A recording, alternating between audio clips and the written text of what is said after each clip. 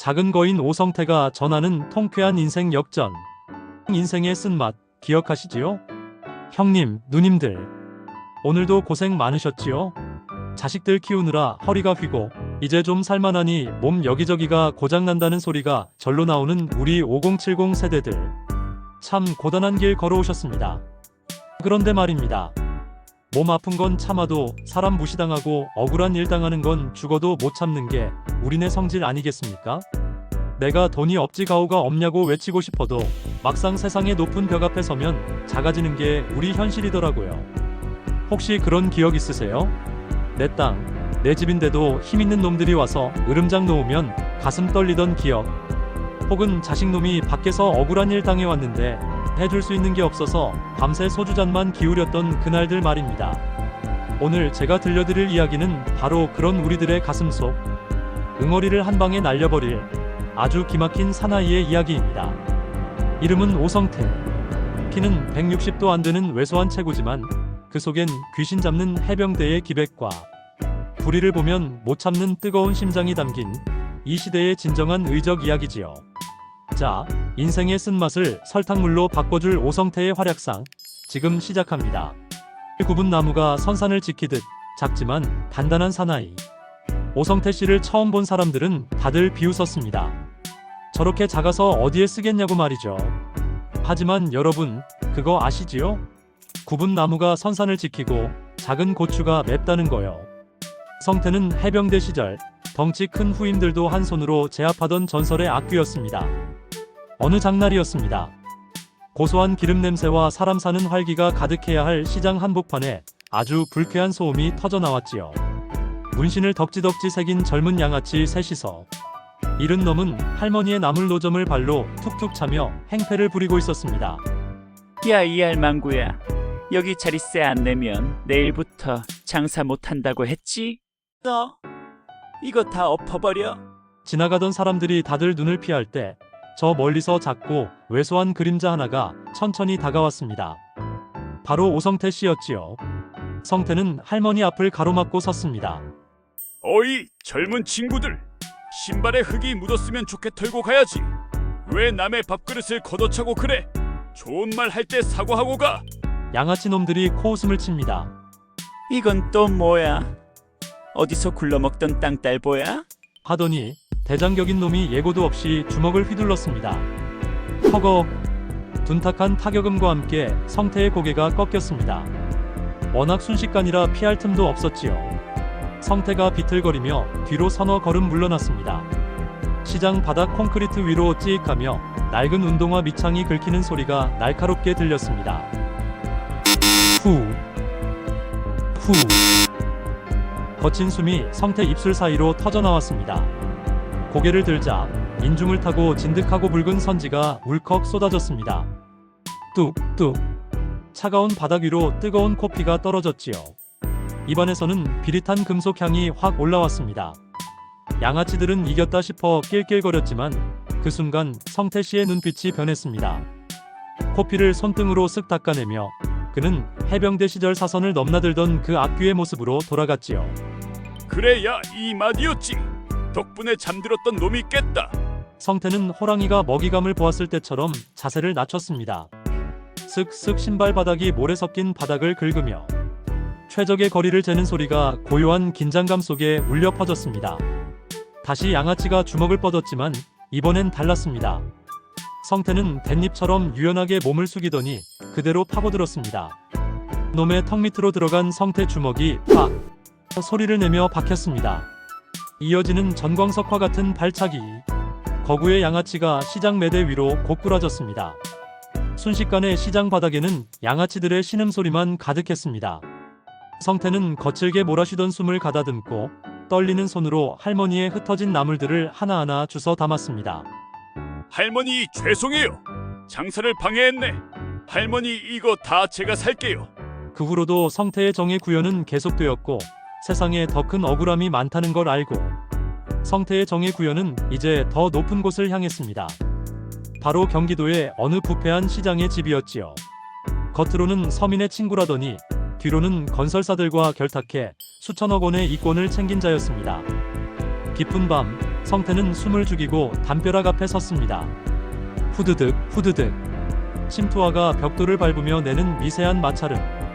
휴 숨을 한 번 크게 들이마시고 해병대에서 익힌 그 동작. 탁.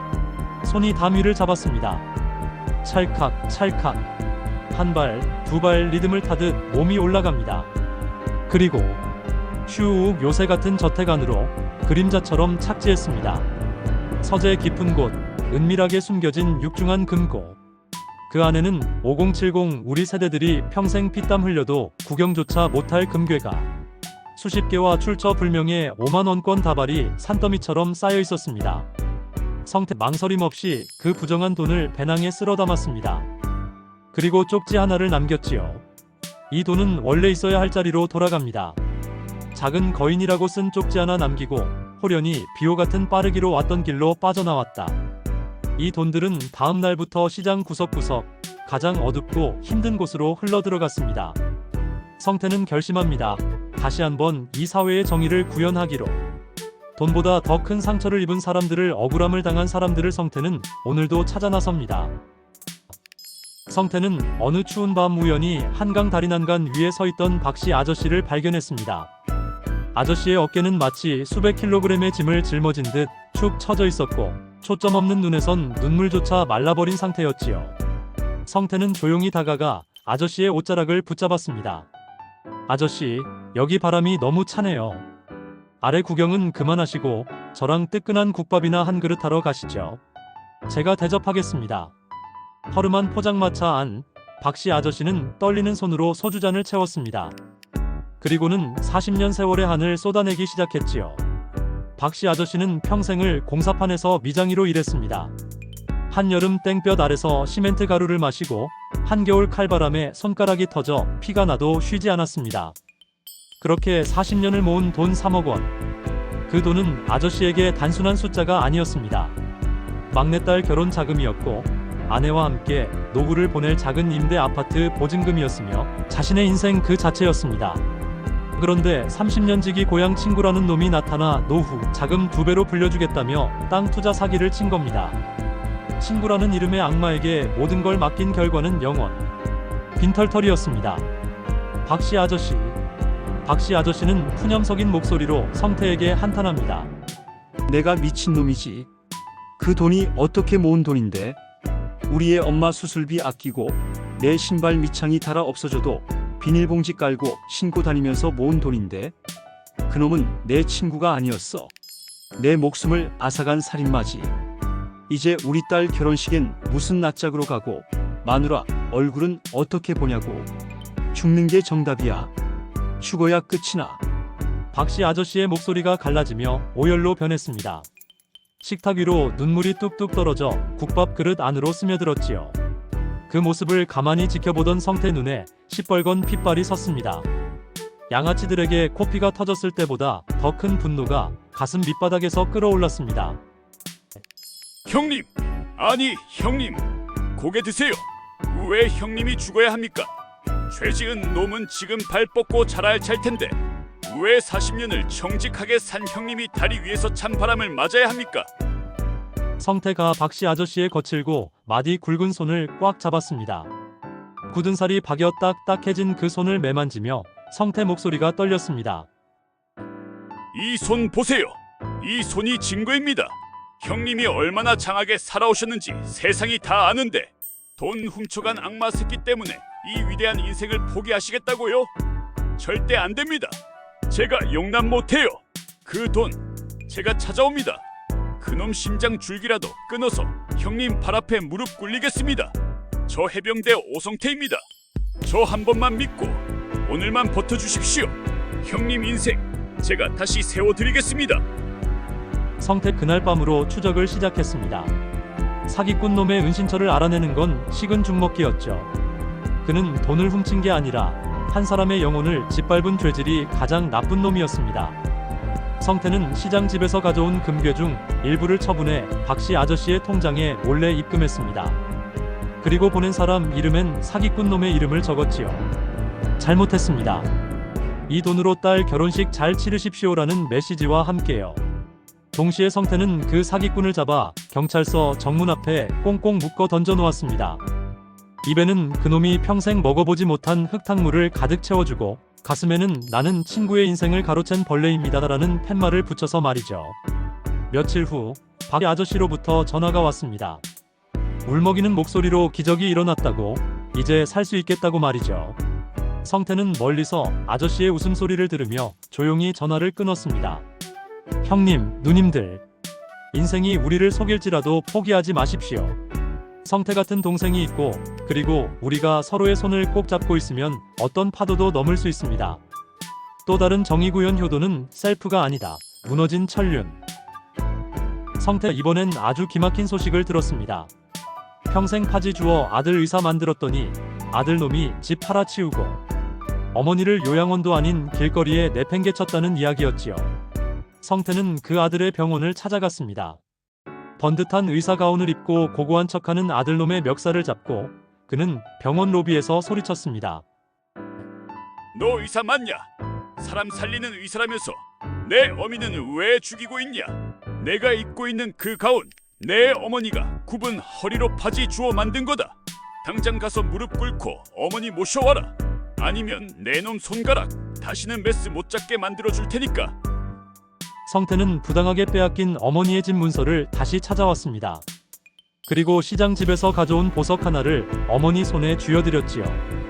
어르신, 이건 어르신이 그동안 흘린 눈물의 값입니다. 이제 편히 사세요. 인생은 80부터 고개 숙이지 마세요. 자, 형님, 누님들, 오늘 이야기 어떠셨나요? 박씨 아저씨의 눈물을 닦아주고 배은망덕한 아들에게 일침을 가하는 성태 모습에 가슴이 좀 시원해지셨습니까? 우리는 참 열심히 살았습니다. 자식들 뒤바라지 하느라 내 몸 부서지는 줄도 모르고 앞만 보고 달려왔지요. 그런데 세상은 가끔 우리에게 너무 가혹할 때가 있습니다. 그래도 여러분, 절대 고개 숙이지 마십시오.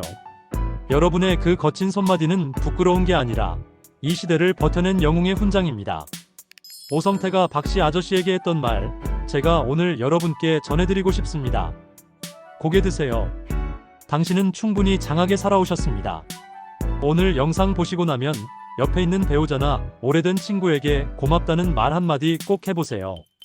돈으로 살 수 없는 가장 큰 위로는 바로 진심 어린 한마디니까요.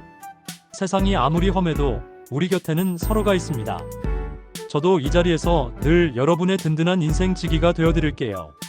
건강 잘 챙기시고 오늘 밤은 아주 편안하고 따뜻한 꿈 꾸시길 바랍니다. 사랑합니다, 형님, 누님들.